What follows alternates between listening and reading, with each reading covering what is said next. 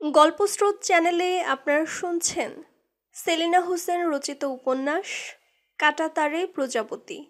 আজ ষষ্ঠ পর্ব।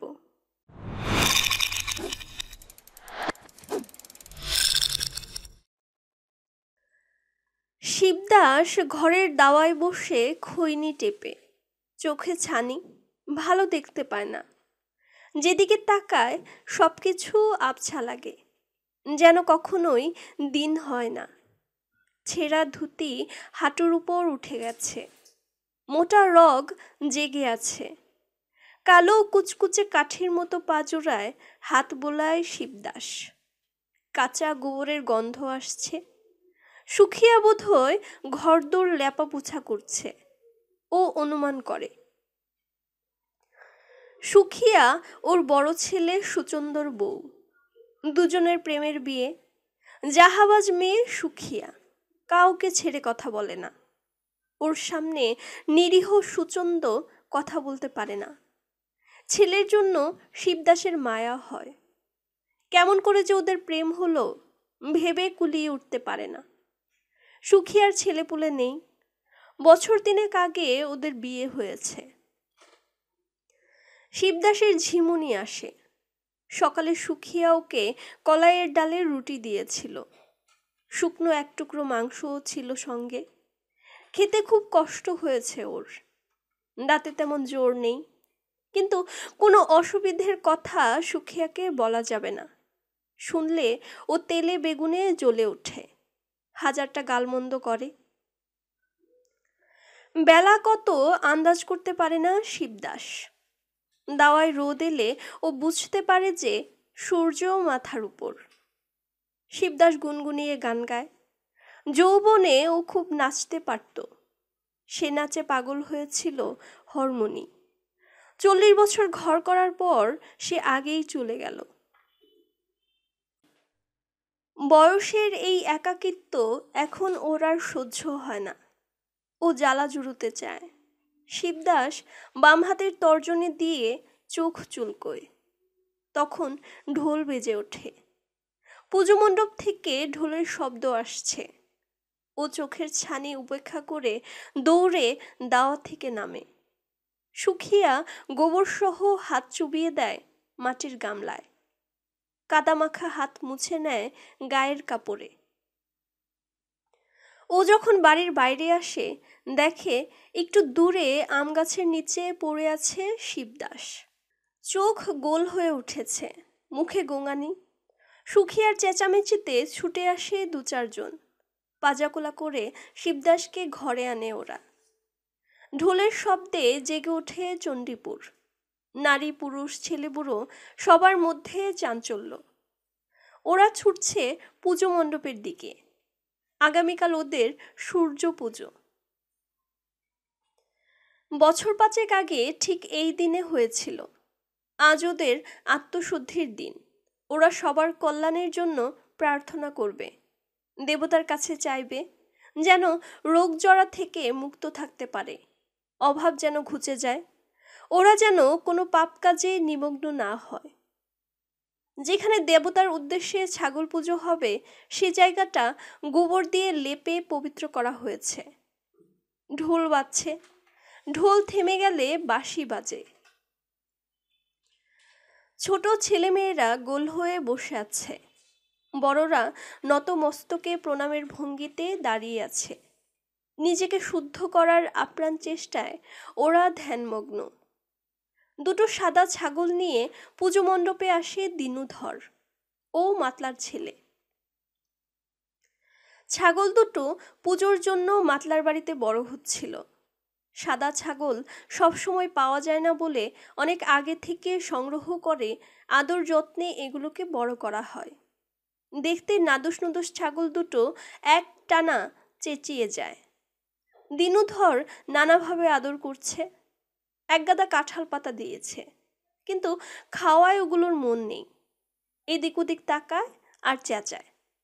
মাঠ থেকে গরু চড়িয়ে ফিরে আসার পথে হরেক থমকে দাঁড়ায়।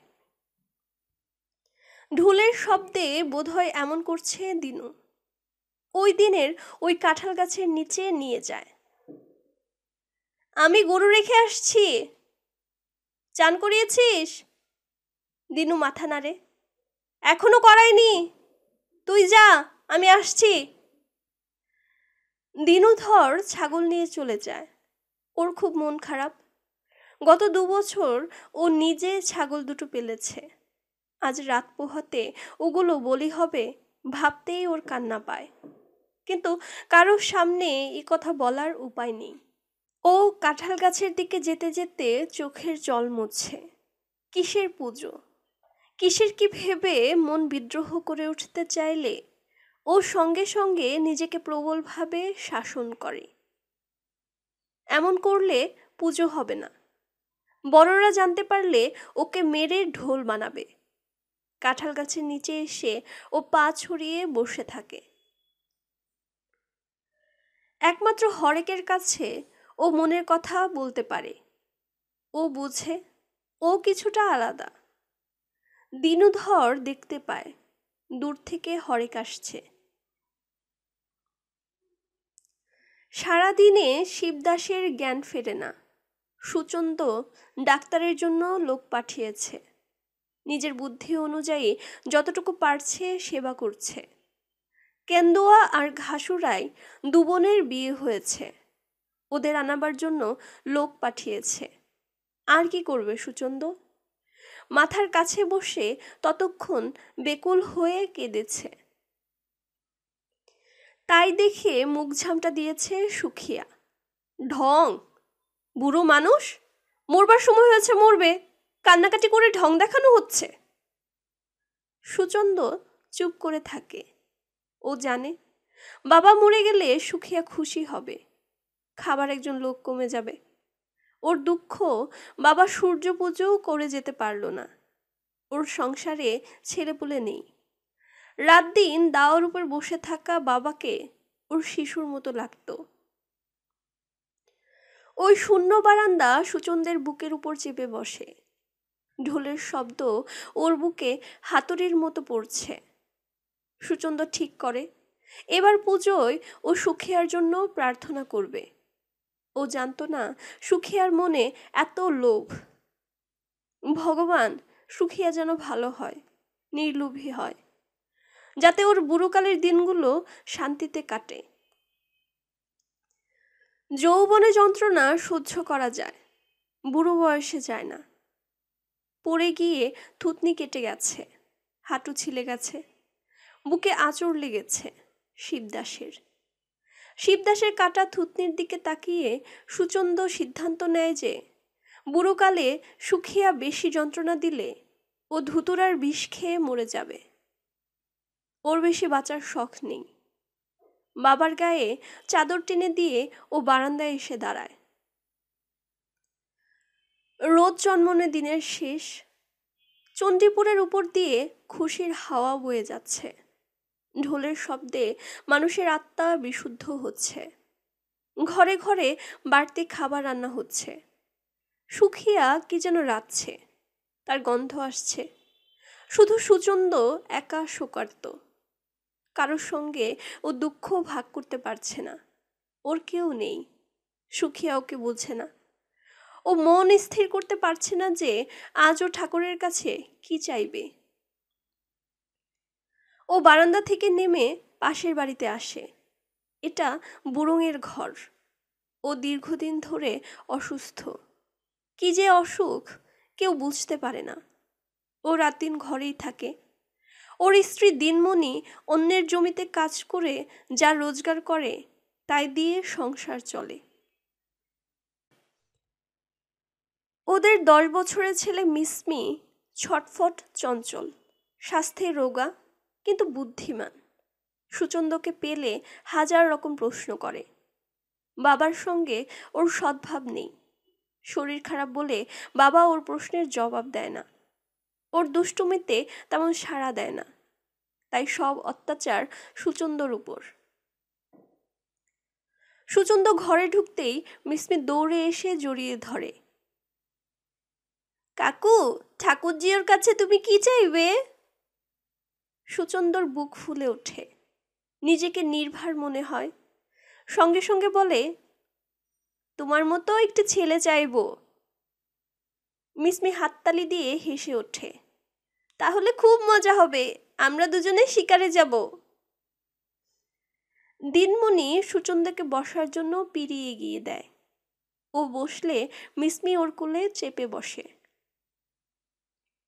সুচন্দা ওকে দুহাতে জড়িয়ে ধরে বলে, ঠাকুরজি ওর কাছে তুমি কি চাইবে মিসমি? ও এক মুহূর্ত না ভেবে বলে, আমি বলবো, আমার বাবাকে ভালো করে দাও ঠাকুর, আমি বাবার সঙ্গে শিকারে যাব। বুড়ং কাশতে কাশতে বলে, সুচন্দ, হরেককে বলো ওকে শিকারে নিয়ে যেতে, ওর খুব ইচ্ছে। ঠিক আছে, সব ব্যবস্থা আমি করে দেব। ঠাকুরজি ওর কাছে তুমি কি চাইবে বৌদি? দিনমণি চুপ করে থাকে। কাজ থেকে ফেরার পথে ভোলা একশের আলু দিয়েছিল। বিকেলে সেগুলো সেদ্ধ করেছিল, এখন ছিলে নিচ্ছে। আজ রাতে এই খেয়ে কাটিয়ে দেবে।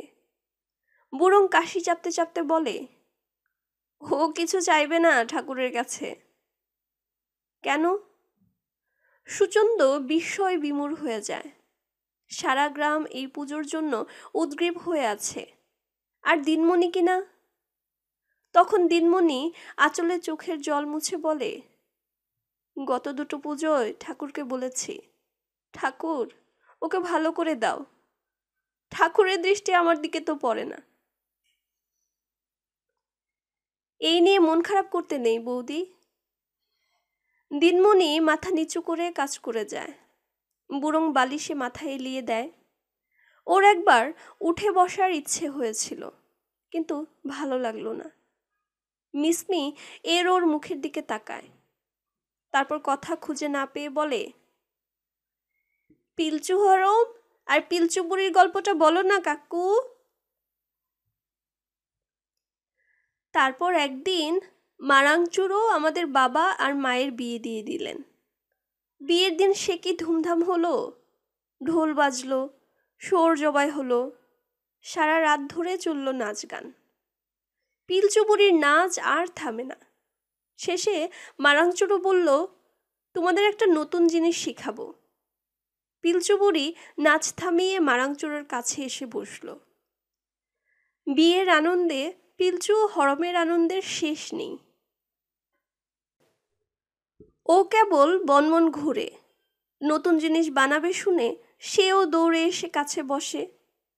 মারাংচুরও ওদের হারিয়া বানাতে শেখায়, সে কি দারুণ মজা। তারপর রাত পোহালে মারাংচুরও চলে গেলে দুজনে সুখে সংসার করতে লাগলো।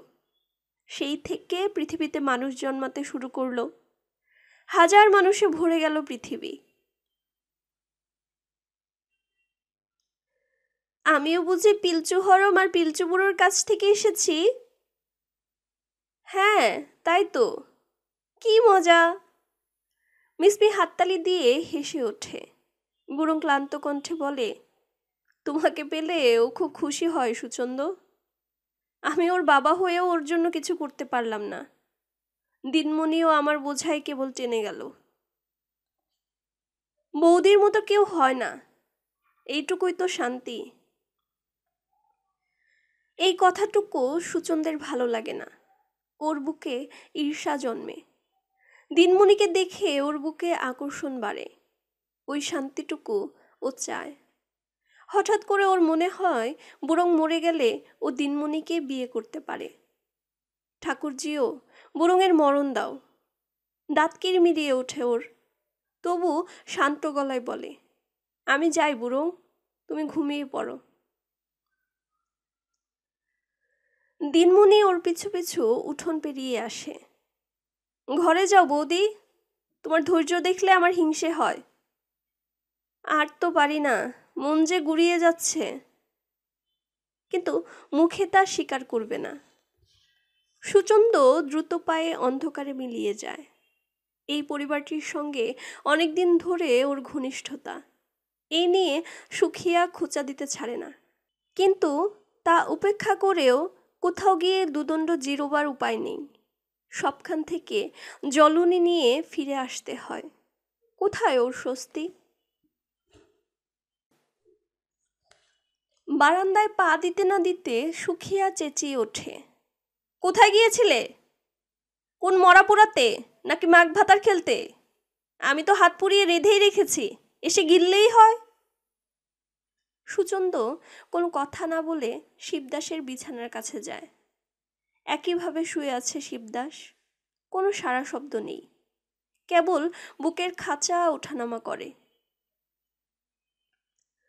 কুপিতে তেল শেষ হয়ে এসেছে, ও আরেকটু তেল ঢেলে দিলে ওটা আবার দপদপিয়ে জ্বলে ওঠে। ঘরের কোণে খাবার সাজিয়ে রেখেছে সুখিয়া, একটানা বকবক করে যাচ্ছে ও, কথা ফুরোয় না। ওর রান্না থেকে চমৎকার গন্ধ আসছে। খিদে পায় সুচন্দের, কিন্তু মন বিরূপ হয়ে আছে, খাবার ইচ্ছে হয় না। আজ শিবদাস ওদের সঙ্গে খাবে না। এখন পর্যন্ত একজন ডাক্তার নিয়ে আসতে পারেনি নরেন। ও কেমন অসহায় বোধ করে। সুখিয়ার গলা চড়েছে। সুচন্দ চুপচাপ থাকলে ও ক্ষিপ্ত হয়ে ওঠে, ক্রমাগত বকতে থাকে। সুখিয়া ভাতের থালা ঠেলে দেয় ওর দিকে, খাও। সুচন্দ থালা টেনে নেয়।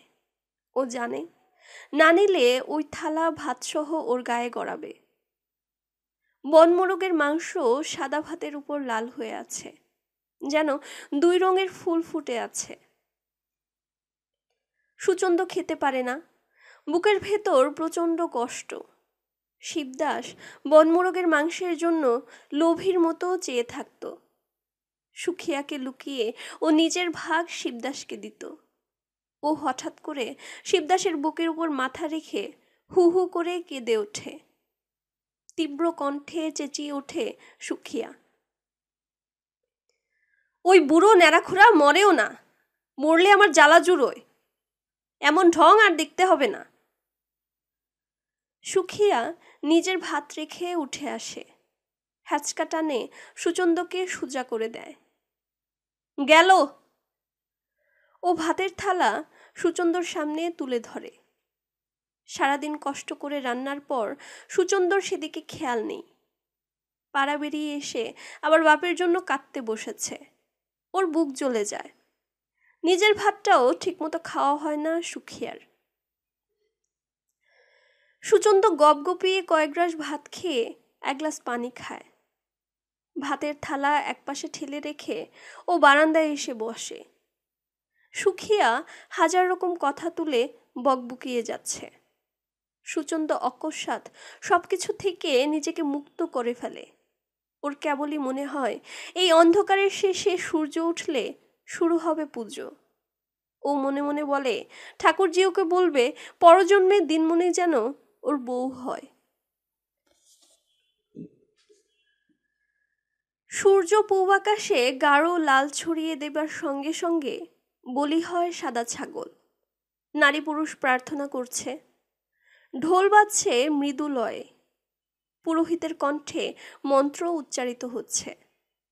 নিজেকে সুখী মানুষ মনে হয় সুচন্দর। ও কায় মনে প্রার্থনা করছে। সুখিয়া কোথায় ও জানে না। মিসমিকে নিয়ে দিনমণি এসেছে, ছাগল রান্না হচ্ছে। দেবতাকে ভোগ দিয়ে ওরা পাবে প্রসাদ। গিজগিজ করছে লোকজন। আশেপাশের গ্রাম থেকেও এসেছে অনেকে। সুচন্দ প্রার্থনার পর এক কোণে চুপচাপ বসে থাকে। মাতলা এসে ওর পাশে বসে। কি রে, মন খারাপ? না তো। সুচন্দ কিছুটা বিব্রত হয়। আজ আনন্দের দিনে এমন করে বসে রয়েছিস? ও চুপ করে থাকে। মাতলা নিজের থেকেই বলে, বাবার শরীর খারাপ, সেজন্য। কি করবি, সবই ভগবানের ইচ্ছা। মাতলা দীর্ঘশ্বাস ফেলে। এই গায়ের বয়সী বুড়ো শিবদাস, তার চেয়ে বেশি বয়সী কেউ নেই। পুজোর জোগাড়ে ব্যস্ত ছিল বলে বুড়োকে দেখতে যাওয়া হয়নি। মন খচখচ করছে। সুচন্দ হয়তো এজন্য ওর সঙ্গে ঠিকমতো কথা বলছে না। চল সুচন্দ, কাকাকে দেখে আসি। বাবা তো বেহুশ হয়ে আছে। ভাবিস না, দুপুরের পর গরুর গাড়ি নিয়ে নবাবগঞ্জ পাঠিয়ে দেব। হাসপাতালে গেলেই ঠিক হয়ে যাবে।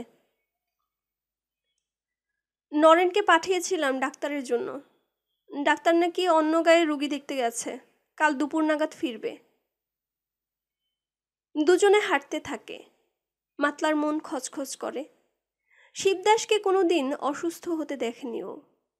নানা ব্যাপারে ওর সঙ্গে আলাপ করলে খুব ভালো পরামর্শ পাওয়া গেছে। কোনোদিন কুপরামর্শ দেয়নি, এমনকি শত্রুর ব্যাপারেও না। সেই মানুষটি এখন অন্য জগতে চলে যাচ্ছে। বিছানার পাশে চুপচাপ বসে থাকে মাতলা। ঘরটা অন্ধকার, বুকের ওঠানামা ছাড়া কিছুই বোঝা যায় না। নিমিলিত চোখ, কালো পুরো ঠোঁট, মোটা নাক, চওড়া কপাল নিয়ে শিবদাস নেতিয়ে শুয়ে আছে। মাতলা হাত ধরে, বুকের উপর হাত বুলিয়ে দেয়। মনে মনে শিবদাসের জন্য যন্ত্রণায় ও তড়পায়। বাবার মৃত্যুশয্যায় নিজের জীবনের ব্যর্থতা ওকে প্রবলভাবে তাড়িত করে। ও ঠাকুরজি ওকে স্মরণ করে। আর কেই বা আছে যে ওকে মানসিক আশ্রয় দেবে? একটু পর মাতলা বেরিয়ে এলে ও হাত চেপে ধরে। বাবা বাঁচবে তো? মাতলা হাত ছাড়িয়ে নিঃশব্দে বারান্দা থেকে নেমে আসে। একবারও পিছু ফিরে তাকায় না। সুচন্দ ওর সঙ্গে বেশ খানিকটা এলে মাতলা বলে, তুই ঘরে যা সুচন্দ, আমি গরুর গাড়ির জোগাড়ে যাচ্ছি। বাঁচা মরা সব ভগবানের ইচ্ছা। ও ফিরে এসে বারান্দায় বসে। ঘরে ঢুকতে ওর ভয় করে। সারা বাড়ি খা খা করছে, সুখিয়া নেই। ওর বুক ফেটে কান্না আসে। ও হাঁটুতে মুখ গুজে চোখের জল মুছে। ঘণ্টাখানেক পর গরুর গাড়ি নিয়ে ফিরে আসে মাতলা। গাড়িতে প্রচুর খড় বিছিয়ে নরম বিছানা করা হয়েছে। খড়ের উপর কাঁথা বিছিয়ে দেয় সুচন্দ। দরজা দিয়ে সামান্য আলো প্রবেশ করে ঘরে। জানালা নেই বলে বেশিরভাগ সময়ই অন্ধকার থাকে। ওরা ৩-৪ জন ঢুকে শিবদাসকে কোলে করে গাড়িতে উঠাবে বলে। মাতলা সবার আগে, কিন্তু শিবদাসের গায়ে হাত দিয়ে নিথর হয়ে যায় ও। ঠান্ডা হয়ে গেছে শিবদাস। সূর্য পুজোর দিন গায়ের সবচেয়ে বয়সী বুড়োটি মারা যায়। উৎসব শেষে আবার ব্যস্ত হয়ে ওঠে মাতলা। নিজের ২৫ বিঘা জমি চাষের পরও আধিতে চাষবাস আছে, পার্টির কাজ আছে। সাঁওতালি ভাষায় বক্তৃতা রপ্ত করার পর ব্যস্ততা আরও বেড়েছে। ইলা বলে, মাতলা আমার চাইতেও ভালো বলে। ও মনে মনে খুশি হয়, কখনো খুশি প্রকাশ করে ফেলে। দ্বিগুণ উৎসাহে জোয়ান ছেলেদের নিয়ে ঘরোয়া সভা করে। ওদের জোরদারদের বিরুদ্ধে আন্দোলনের কথা বুঝাতে বুঝাতে ঘৃণায় ফেটে পড়ে। ইদানিং শরীরটা খারাপ যাচ্ছে ওর। পায়ে গোদ হয়েছে, ব্যথা আছে, হাঁটতে কষ্ট হয়। এখনো ডাক্তার দেখানো হয়নি। ওর বউ কি যেন পাতার রস ছেঁচে খেতে দেয়, তাতে খুব একটা কাজ হচ্ছে বলে মনে হয় না। কেবলই ভাবে, শরীরের দিকে সময় দেবার সময় কই। পার্টির কাজ নেশার মতো ওকে আচ্ছন্ন করে রাখে। কদিন পর ওকে আনুষ্ঠানিকভাবে ঘরোয়া পরিবেশে কমিউনিস্ট পার্টির সদস্যপদ দেয়া হয়। ঠিক হয় ওর বাড়িতে একটা ক্যাম্প করা হবে। ওখানে ছেলেদের তীর ধনুক শেখানো হবে। পুলিশি তৎপরতার বিরুদ্ধে কিভাবে নিজেকে বাঁচাতে হবে, আন্ডারগ্রাউন্ডে কিভাবে থাকতে হবে ইত্যাদি শেখানো হবে। ক্লাস নেবে রমেন, ফণিভূষণ, ইলা। অনুষ্ঠানে সবাইকে মিষ্টিমুখ করায় ইলা। তোমাকে 10টা খেতে হবে মাতলা, নইলে পার পাবে না। এত খেলে যে ভুঁড়ি ফেটে মরবো, তখন পার্টির কাজ কে করবে? তাই তো। ইলা কিছুটা বিব্রত হলে সবাই হো হো করে হাসে। মাতলার মনে হয় আজ ওর জীবনের একটি পরম পাওয়ার দিন। হরেক মাতলার গলায় গাঁদা ফুলের মালা পরিয়ে দেয়। সভায় আরও ঠিক হয় আরও কিছুদিনের মধ্যে ধান উঠলে মহিপুরের জমিদারের গোলা লোড করা হবে। লোকটা বেশি বাড়াবাড়ি শুরু করেছে। দুদিন পর গরু চড়াতে গিয়ে বটের ডালে একটা ঘুঘুর দিকে তাকিয়ে থমকে দাঁড়ায় হরেক।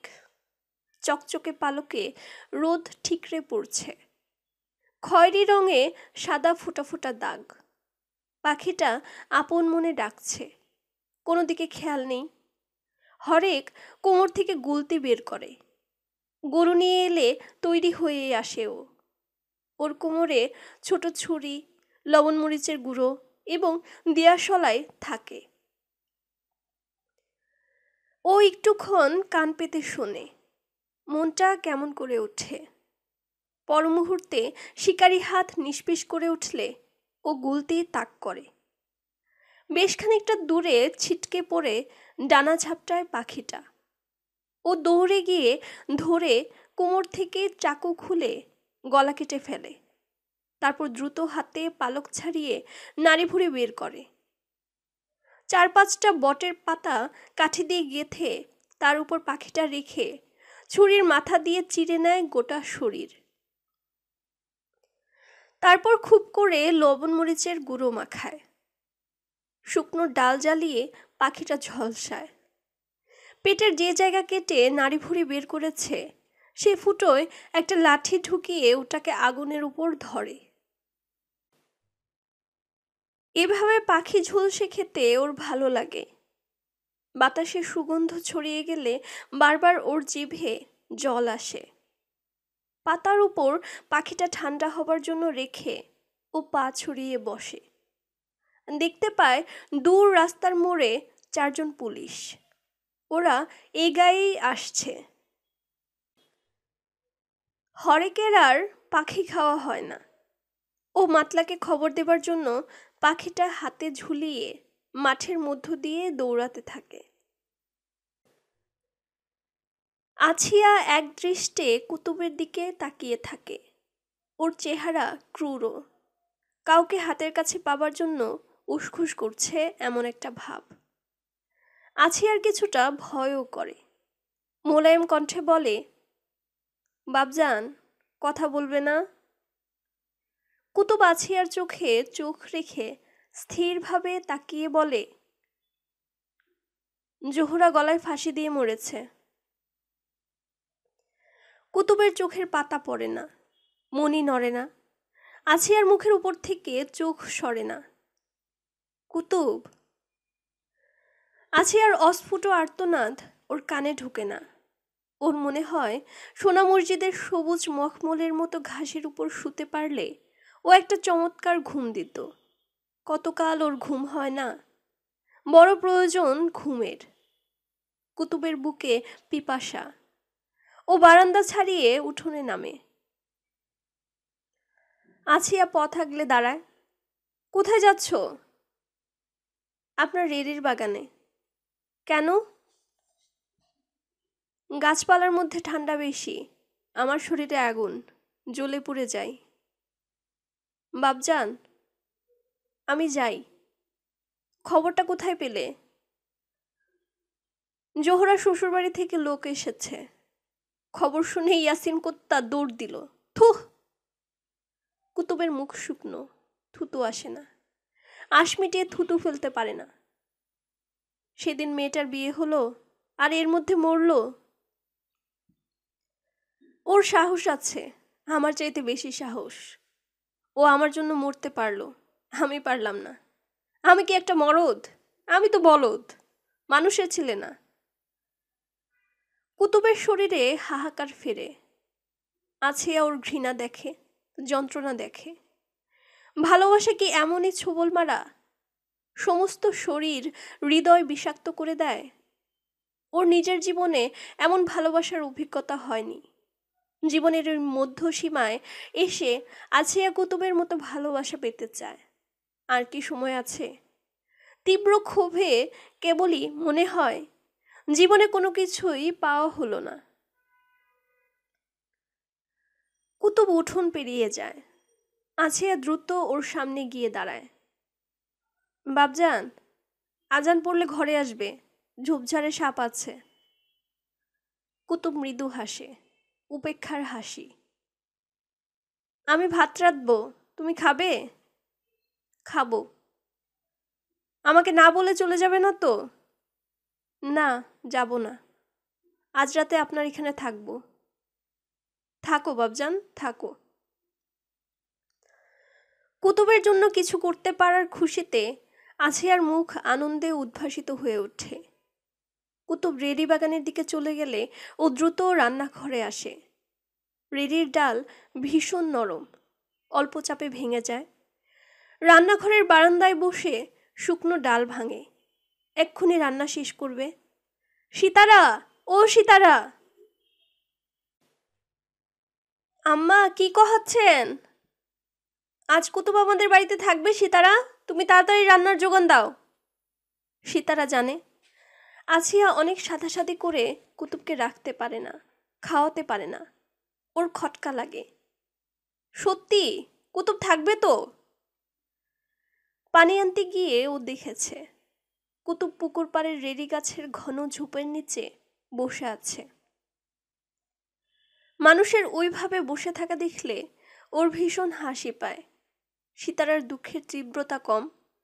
ও জানে বেঁচে থাকার জন্য ভাতের প্রয়োজন সবচেয়ে বেশি, বাকি সবকিছু বিলাস এবং আমোদ। কাজ করতে করতে বারবার আনমনা হয়ে যায় আছিয়া। রেড়ির তেল শিশিতে ভরে উঠানো হয়েছে, ইয়াসিনের জন্য আলাদা করেছে। ছোবড়াগুলো ডালায় মেলে রেখেছে রোদে শুকোবার জন্য। মানুষের জীবনও কি এমনই? নির্যাস বের করে নিলে ছোবড়া পড়ে থাকে। জোহরা কি ছোবড়া? কুতুব কি? ওর শরীরের নির্যাসও তো শুকিয়ে গেছে। ও কেমন করে বাঁচবে? কয়েক চাচাকে বেঁচে নেই, এটাকে কি বেঁচে থাকা বলে? ও নিজেও তো বেঁচে আছে, এটাকে কি বেঁচে থাকা বলে? তাহলে বেঁচে থাকা কেমন? আছিয়ার গলার কাছে কষ্ট দলা পাকিয়ে ওঠে। ওর অস্বস্তি বাড়ে। সীতারা, ও সীতারা! আম্মা, তেলের কড়াইটা মেজে ফেলো। যাই। না থাক, তুমি জিওল মাছ উঠাও, কুতুবের এই মাছ পছন্দ।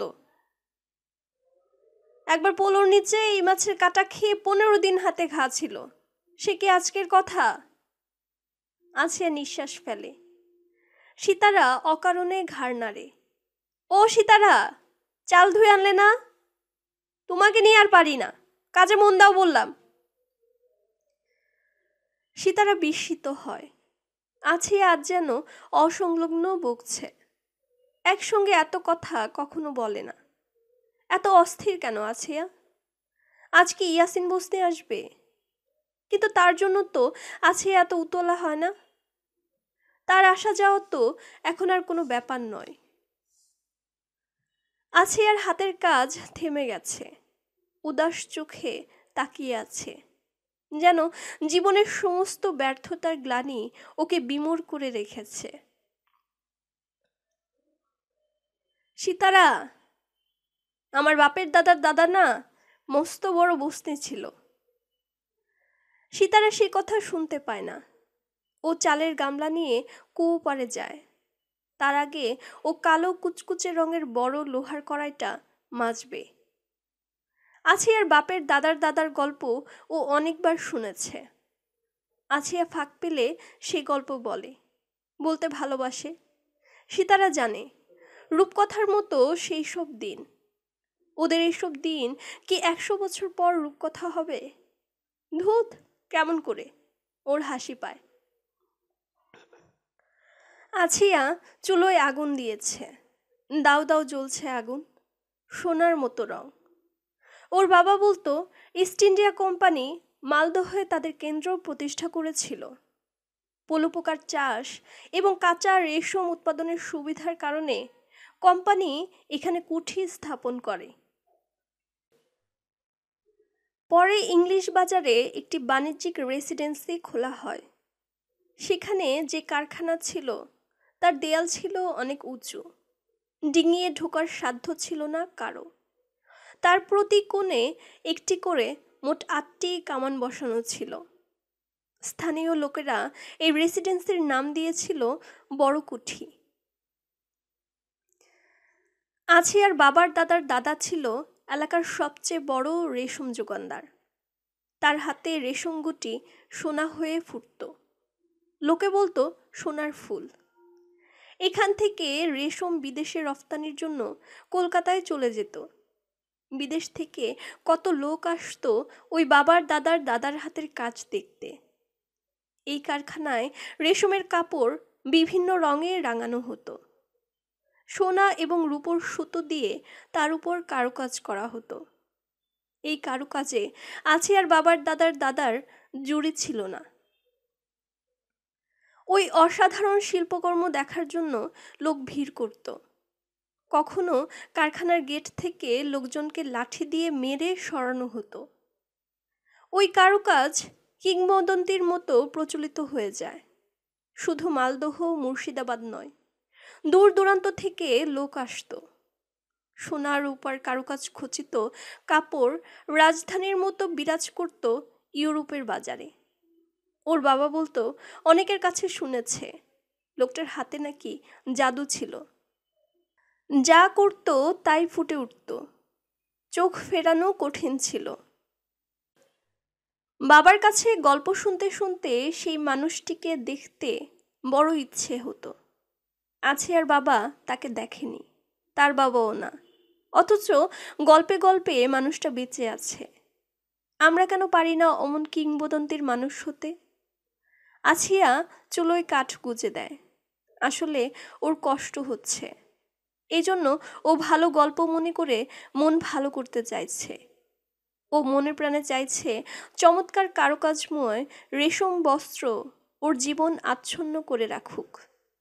ভালোবাসা গ্লানি নয়, ব্যর্থতা নয়, যা পায়নি তার জন্য দুঃখবোধ নয়। ও চায় নীলকণ্ঠ পাখি হতে, নীলকণ্ঠ পাখি। ও ফুপিয়ে কেঁদে ওঠে। সিতারের কানে সে শব্দ পৌঁছার আগে ও তাড়াতাড়ি আঁচলে চোখ মুছে। কেউ ওকে কাঁদতে দেখেনি।